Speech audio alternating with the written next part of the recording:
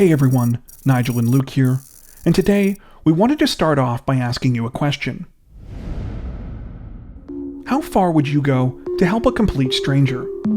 It's a situation that most of us encounter in some way or another throughout our lives, albeit usually to relatively non-risky ends. Helping someone carry their groceries to the car, lending someone a couple of dollars if they're short on cash, or maybe even doing some volunteer work at a local shelter or food bank. However, what if the stakes were higher? What if lending a hand meant putting your safety or even your very life at risk? Sadly, this is often the reality of the world we live in, as doing what we think is right doesn't always result in a happy ending. Today, we wanted to take a look at 3 stories like this, cases in which Good Samaritans paid the ultimate price in the name of trying to help others. Just before we get to today's stories, a reminder that if you find our videos interesting and informative, to like and subscribe to Crime Zone for more true crime content like this. It really helps us to continue building the channel, and if you've watched a few of our videos already, you might not even realize that you're not subscribed. While you're there, don't forget to hit the notification bell to stay up to date with our latest releases. With that out of the way, let's get to the video.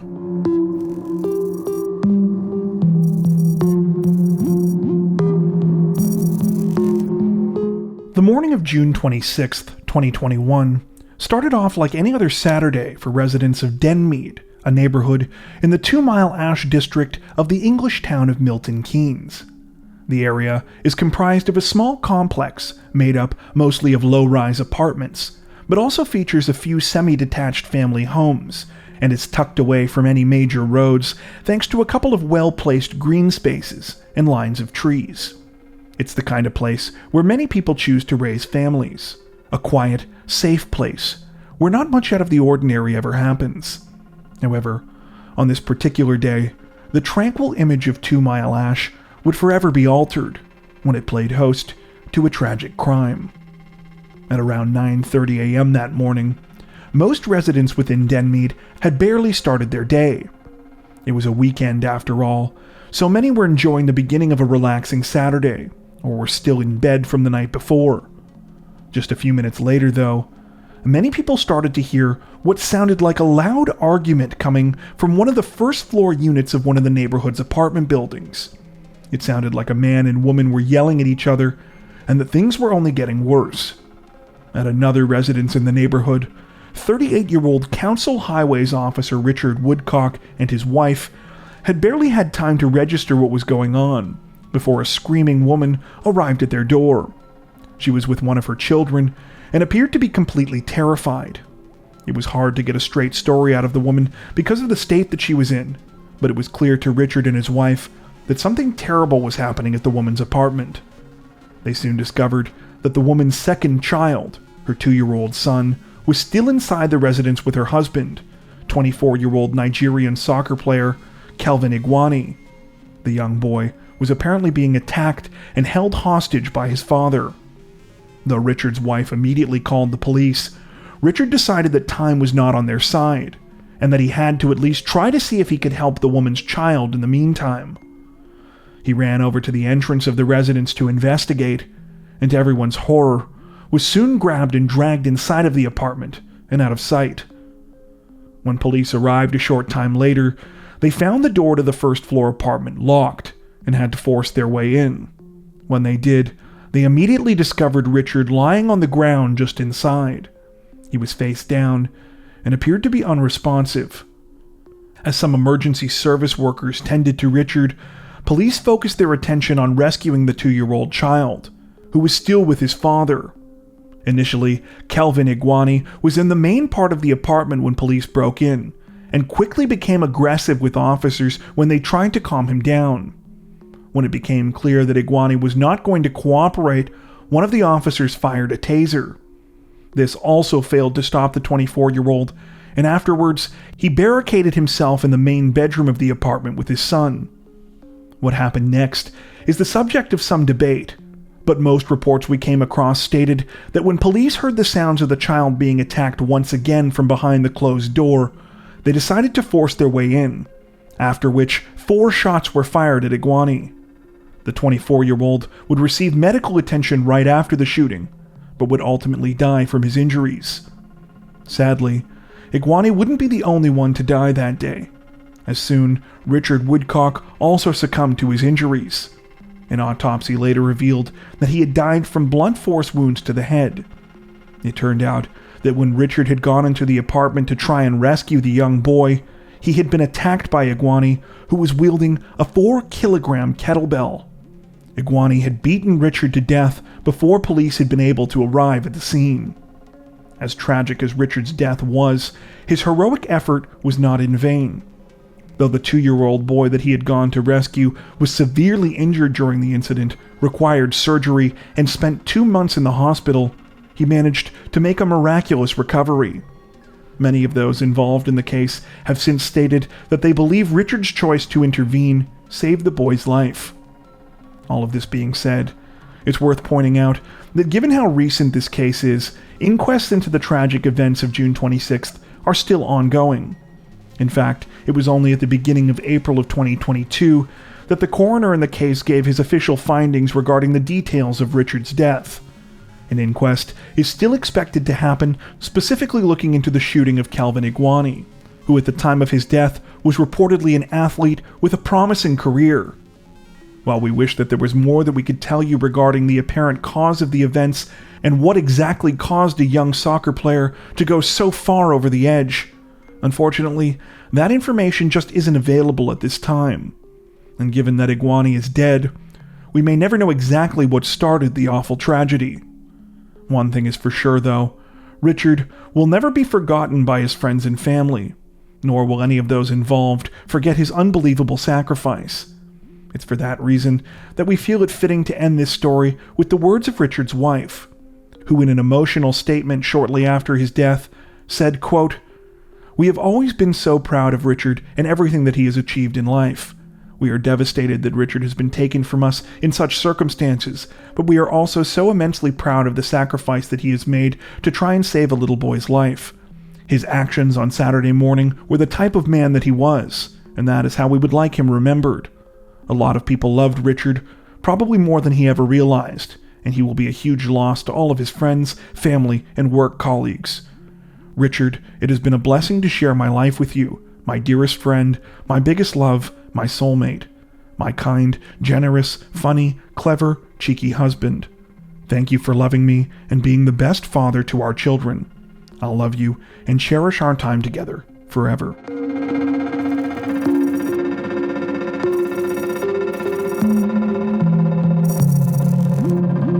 On the morning of July 29th, 2015, 47-year-old Tana Shane was driving back to her home in Pryor, Montana, a small community located on the Crow Indian Reservation. The reservation begins just south of the city of Billings and continues down to the border of Wyoming, with Pryor itself located about 25 miles almost directly south of Billings.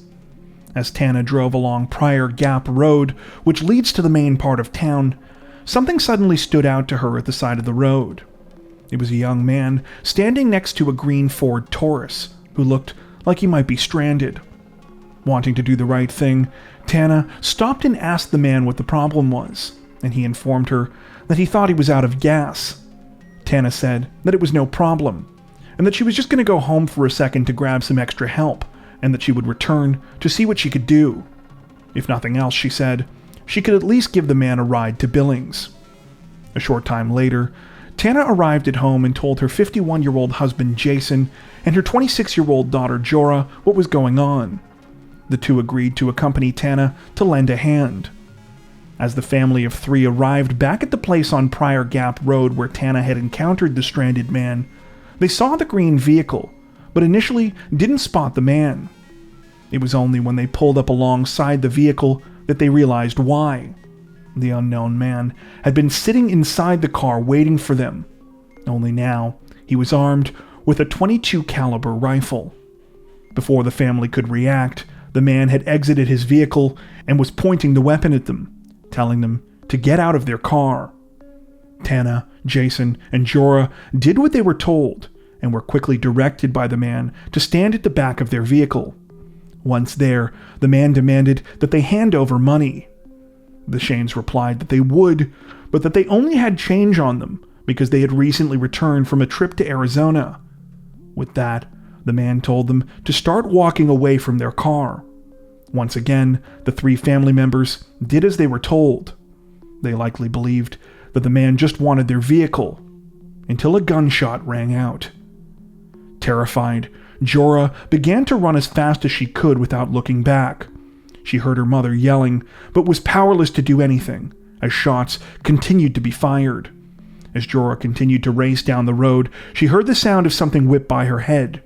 She barely noticed as blood began to run down the side of her face.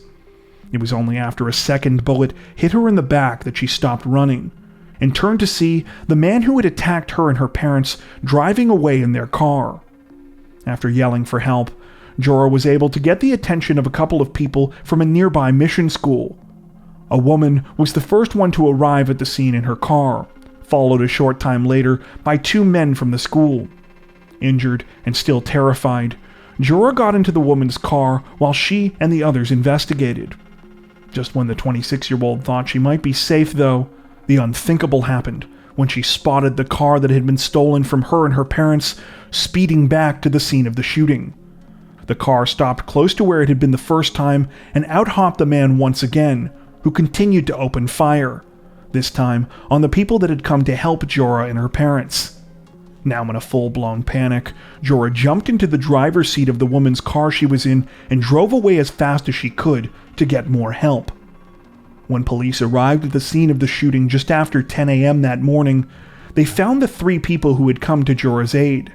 Thankfully, none of them were seriously injured, as the attacker had fled shortly after opening fire for the second time. Sadly, Jason and Tana Shane were not so lucky. They had both been fatally shot by the unknown man during the initial attack, and were pronounced dead at the scene. Adding an extra layer of tragedy to the already horrifying situation was that, according to news reports at the time, Jorah had not known what had happened to her parents when she managed to escape the attacker. When she was hospitalized after making it to safety, she heartbreakingly asked family members to go and look for her mother because she believed that she was hiding in a field near the crime scene. Despite her unimaginable ordeal, however, Jorah would survive her injuries. Meanwhile, when investigators looked into the green Ford Taurus that had been left at the scene by the attacker, they discovered that it was registered to a man named Jesus Deniz Mendoza. It turned out that the person who had so viciously attacked the Shane family after they had offered him help was just 18 years old. Luckily, it didn't take long to track Mendoza down, and he was captured still driving the vehicle he had stolen about 120 miles south near Meeteetse, Wyoming. Later that day, Mendoza was interviewed by police. The only explanation that he could muster for the terrible crime was that he had gotten tired of waiting around for the family to help him, as well as his claim that Jorah had laughed at him. This, he said, was what had prompted him to begin shooting. The crime that claimed the lives of Jason and Tana and seriously injured Jorah not only forever changed the lives of the Shane family, but was also deeply felt by the entire Crow tribe, to which the family belonged. Jason and Tana were beloved members of their community, who were deeply involved in local activities, and who seldom missed the local high school basketball game. According to those that knew them, Tana and Jason's decision to try and help Mendoza was very much in character for them, as they were the type of people who would have gone well out of their way if it meant helping someone in need. In 2017, Mendoza pleaded guilty to 2 counts of second-degree murder, 1 count of assault with intent to commit murder, and numerous firearms violations. He was subsequently sentenced to life in prison plus 60 years for the crimes. At the sentencing hearing, the judge in the case, Susan Waters, said that Mendoza's crime was one of the worst that she had ever seen in her professional career, stating, quote, "Simply by the grace of God, you don't have 6 victims, even though you likely intended to." She also hammered home the immense cruelty of the circumstances of the Shanes' deaths, saying, quote, "The victims acted as everyone hopes people in their community would act. You repaid their kindness by executing them."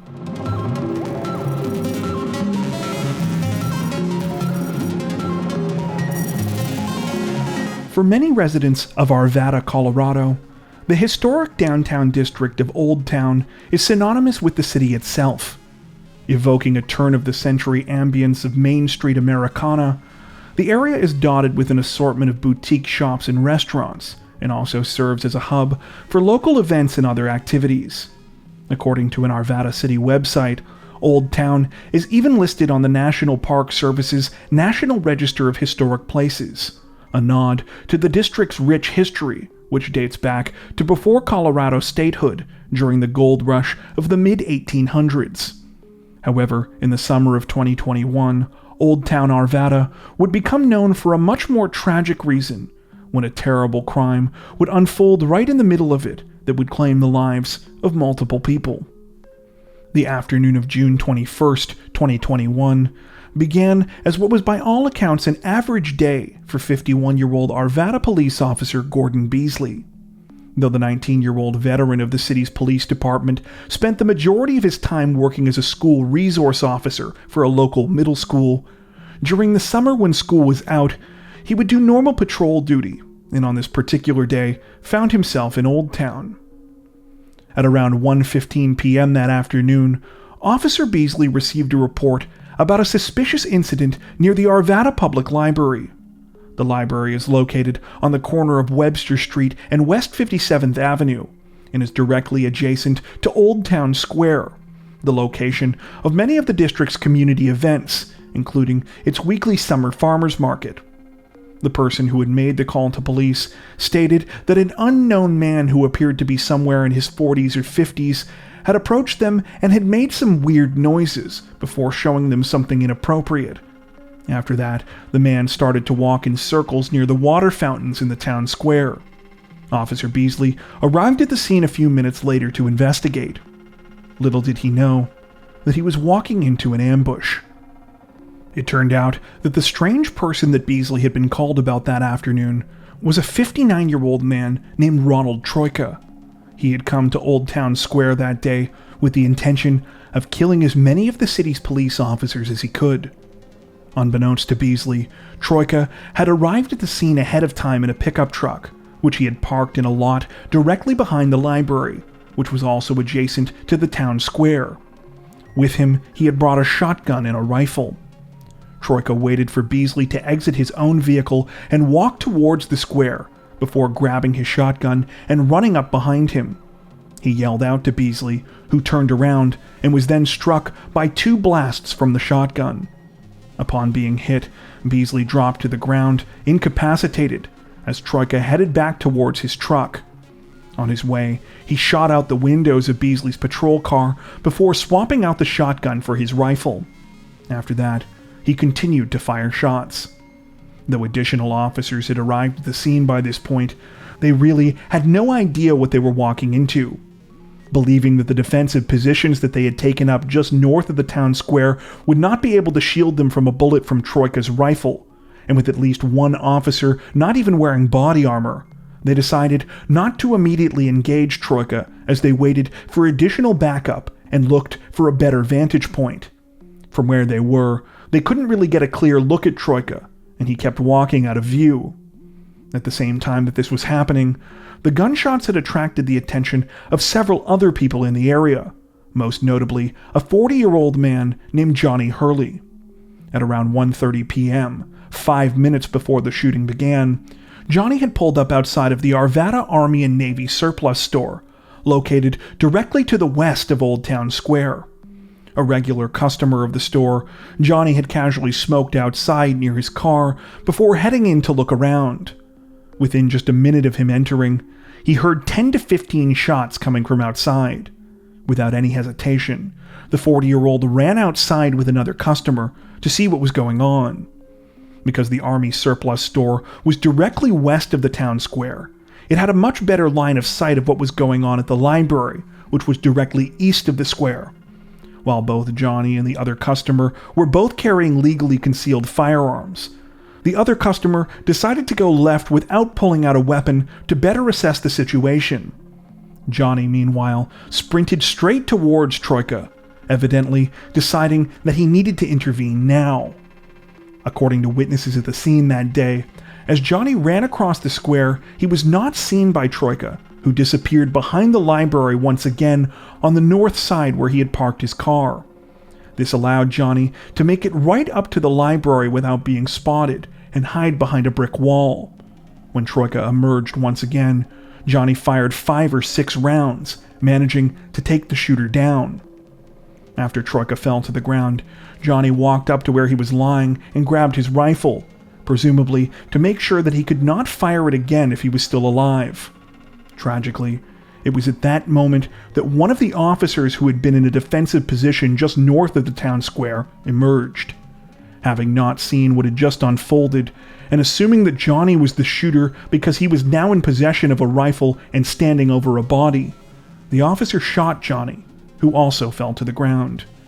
The entire sequence of events, from the time that Troika had shot Officer Beasley to the time Johnny Hurley was shot by another officer, unfolded over just 2 minutes and 7 seconds. By the time paramedics and additional police were able to take control of the scene and put together everything that had happened, it was sadly too late for all 3 of the men involved in the incident. Officer Beasley was quickly pronounced dead at the scene, while emergency measures for Johnny and Troika proved unable to save their lives. According to reports, when officers raided Troika's home later that day, they found materials that he had written in which he espoused his hatred for police. His online history revealed that up until the time of the incident, he had been consuming hours of anti-police content every day, and may have belonged to the so-called sovereign citizens movement, a loose collection of people that believe that they are not under the jurisdiction of the federal government and are thus exempt from U.S. law. Troika's family had been concerned that he wasn't doing well mentally and had actually called for a welfare check on him on the same day that the shooting took place. However, it appears that instead of his apartment, police accidentally went to a business where he had a post office box instead. By the time they located the correct address for him, it was too late. As for the killings of Beasley and Johnny Hurley, they came as something of a double gut punch to the local community. Beasley had been a well-liked officer and a familiar face to many residents, and Johnny Hurley had likewise been killed in the process of trying to save his life. Understandably, officials in Arvada soon came out in strong support of Johnny, with the chief of police calling him a true hero, whose actions, quote, likely disrupted what could have been a larger loss of life.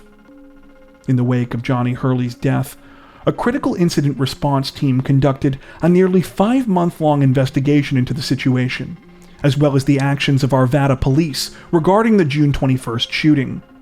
The team ultimately concluded that the officer that had shot Johnny had, quote, objectively reasonable grounds to believe, and did believe, he and others were in imminent danger of being killed that day.